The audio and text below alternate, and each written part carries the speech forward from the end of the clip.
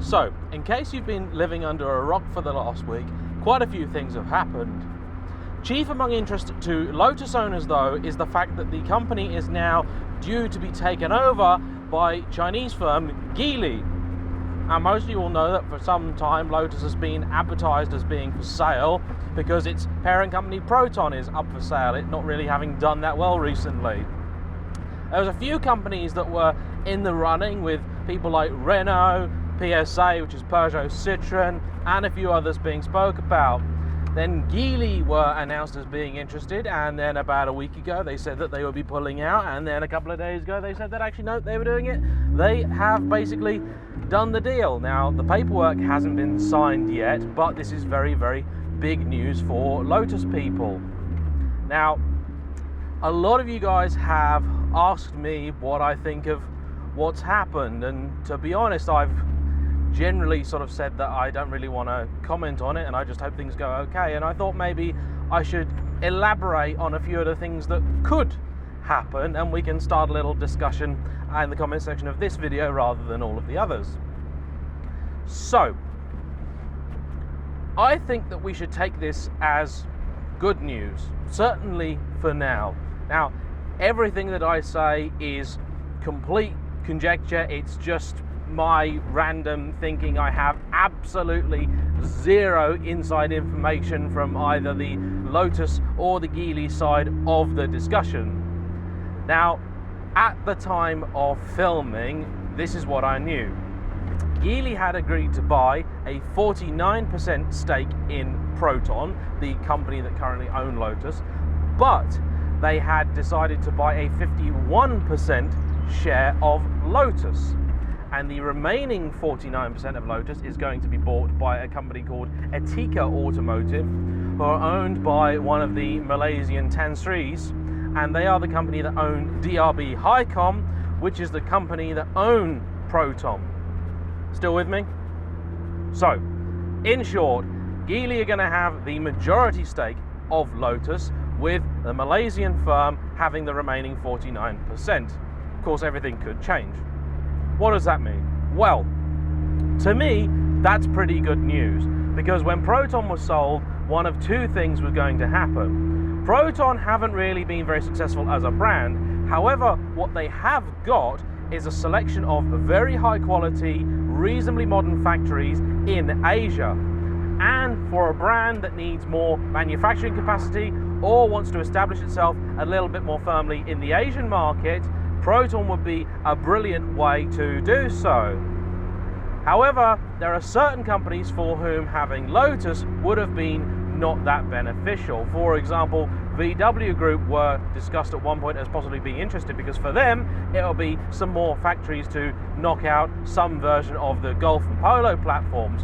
But they already have plenty of performance firms within the brand, Lamborghini, Audi Sport, all those kind of things. So for them, having Lotus wouldn't have really been that much interest, especially because they're a rival of sorts for Porsche, and of course VAG currently are in bed with Porsche. Now, because Geely have bought them and not VAG, they decided that with the 51% share that they want of Lotus, I think they've signaled their intent, which is that Proton, I think, to them is something they're interested in having, but I don't think that's what they were after. By deciding they wanted the majority stake in Lotus, that's great news, because that tells you that Lotus is the thing they were after. Lotus is something they're interested in, and by definition that should mean it's something they're interested in keeping alive. Now, first bit of great news is this, of course, means Lotus are not going anywhere.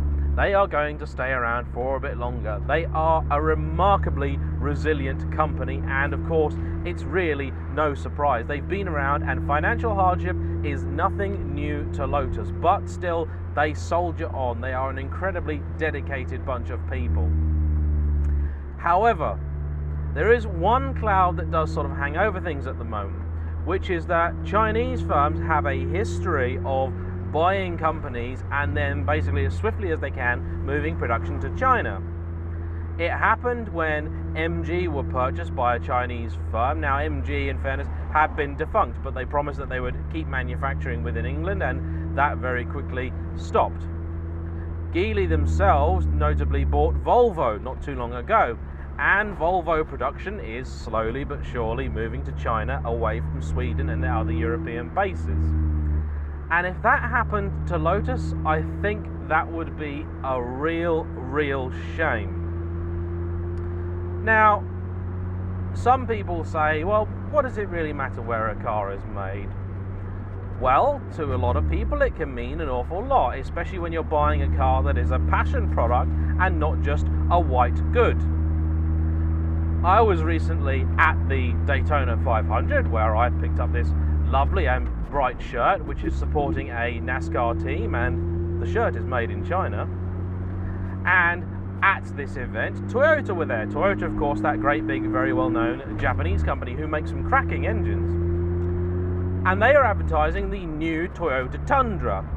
And can you think what the big thing that Toyota wanted to get across? Was it their warranty? No. Was it the fuel efficiency and power of their engines? No. Was it their remarkable reliability? No. Was it the car's fantastic load carrying capacity and off-road ability? No. It was the fact that it was built in Texas. The whole campaign was made around the fact that it was built in Texas. And I am sure there are plenty of people for whom the fact that a Lotus is handmade in England is very significant.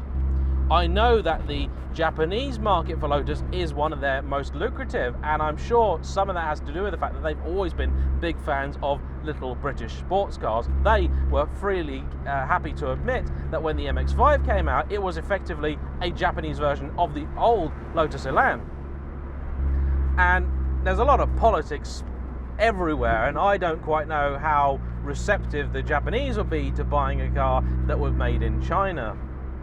Of course, it's also possible that quality would perhaps take a dip. Now, I'm sure there's people out there laughing and saying, yeah, well, it's not like Lotus is brilliantly assembled at the minute. And no, they definitely have their share of issues, but they are properly handmade by a decent workforce. And yes, there are a few issues, and that probably has more to do with the quality control than the actual build process. But I've had BMWs which are made and manufactured in Germany, and I've had BMWs which are built and manufactured in South America and North America, and there is a big difference. There shouldn't be. I had an E46 330 at one point which was built in Germany, and my girlfriend had a E46 compact which was not. I believe those were manufactured in South America. The difference in quality between the two was gobsmacking. It was quite scary, really, because my car had twice the miles as hers, and it felt like it was absolutely box fresh. It felt great. It felt like it was going to take another 150,000 miles. Hers felt like it was just going to fall apart at any point in time. It was quite eye-opening. The good things that could also happen to Lotus include the possibility of sharing some things with Volvo. Now, Volvo have some excellent, very high quality switchgear, in-car electronics, all that kind of stuff. Their stuff is really good. And Geely, for whatever they've done in terms of manufacturing, have certainly not shied away from pouring money into the company. So that's positive. And one of the criticisms is often leveled at Lotus is basically the fact that the interior fit and finish isn't quite where it should be, and certainly in terms of the in-car entertainment stuff, they are very far behind. Being able to loot stuff from the Volvo parts bin would be extremely beneficial for them, I would think. So that would be nice, and that would really help things like the Evora become a true 911 rival on all fronts, and that would be nice.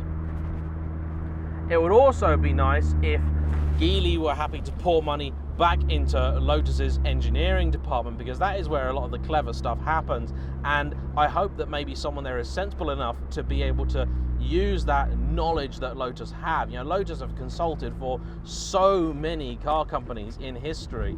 It's crazy, and I hope that that continues. Of course, I don't really know what is going to happen until it's all happened. for now, I think the best thing to do is to stay positive, hope that there's going to be a nice cash injection. We know certainly that the doors are going to be open. I think Lotus may have 1 or 2 unpaid bills, and hopefully Geely will settle those, and I hope that they get the leadership back at China HQ that allows them to continue and become a successful company and do what they are good at. I think it would be very, very short-sighted for them to move to China, but if they're clever, I think they could have a really, really properly successful company on their hands. And of course, I don't know what they're going to do with Proton. I assume they're probably going to continue manufacturing other vehicles there. So there we go. What do you guys think is going to happen with Lotus? Are you happy that they were purchased? I know a lot of people, myself included, would have loved to have seen someone like Toyota buy Lotus. And one thing that I am very sort of, I don't know about, is what's going to happen with the Lotus and Toyota relationship, because I don't know how Toyota get on with Geely. Again, there are considerable animosities between China and Japan. Now, of course, you should never ever let politics get in the way of making some money, but occasionally it can happen. Fortunately, Geely are an independent company. They are not owned by the Chinese government. That's very important to remember. So one hopes that the Toyota and Lotus link up can continue for some time. Of course, we may eventually see a future Lotus car using a Volvo engine, and that wouldn't be a bad thing, because in the past they have made some really, really cracking engines. They're working on a lot of hybrid technology, which is something that Lotus in the past have worked on. So when it comes to the new 2020 model year release, which is hopefully still going to happen, we may see some interesting stuff happening there. You know, small turbocharged Volvo units wouldn't necessarily be a bad thing, although I do have a real love for this motor, but I don't think this one's been emissions compliant for about, I don't know, 10 years. So, discuss.